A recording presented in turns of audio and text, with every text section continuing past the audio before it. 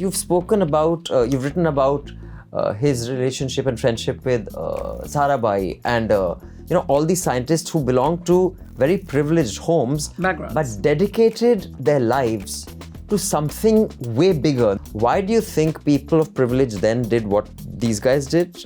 And why do you think people of privilege today choose to do what they do, which is have lovely parties? They were a generation of founding fathers, and for them, the greatest love affair was India. In fact, I still remember MS telling me that, we used to always talk about Nehru's Tryst with Destiny speech, which got the most amount of coverage. He said, but if you looked at the national headlines of the day that India was declared independent, on the bottom line, you'd have stories of hunger also dominating. For them, India was a passion project, and their lives were dedicated to us. I think today we live for ourselves. I do believe he found himself in very interesting pockets of history. Slumdog Millionaire-ish thing that you were at the right place at the right time. Yes. So he was in Philippines when the revolution happened. Yeah. And he was at the crossroads of having to make a very important decision that could have had political implications and could have had him slammed in jail.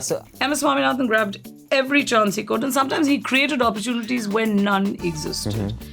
That intrepidness was very atypical of his generation. But India was not seen as a problem those days. We looked at India and her problems as challenges for us to face, and to face it all together, not by leaving the country, not by controlling it from outside, but being within, getting your hands dirty now. When are you going to Singapore next?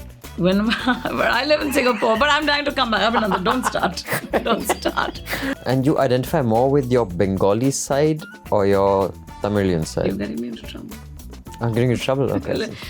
Probably more Bengali. Because I speak Bangla very fluently. My Tamil is broken. How good is your Tamil? Better than yours, I'm sure. Probably not. You have no idea.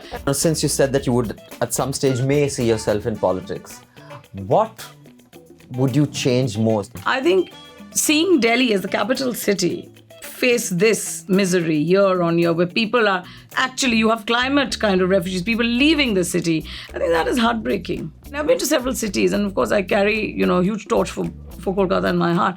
But Delhi has a majestic appeal. Delhi is special. I completely agree with you. It is one of the most special cities. This city has history. This city has, has seen so much. Character, ma'am.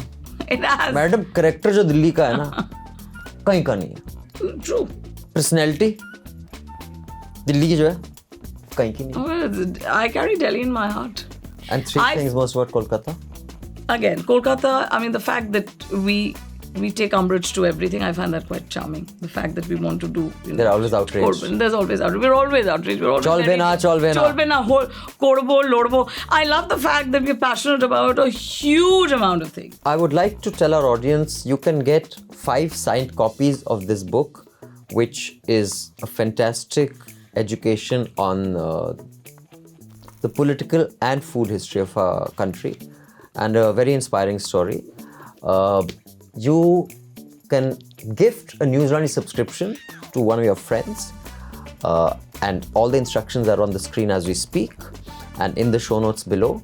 So the first 5 people to suggest a subscription to a friend of yours with that friend's email ID will get a signed copy of this book. You have to be within India because we cannot afford to courier outside. Newslaundry is still on a small budget. We don't get Patanjali and Adani ads.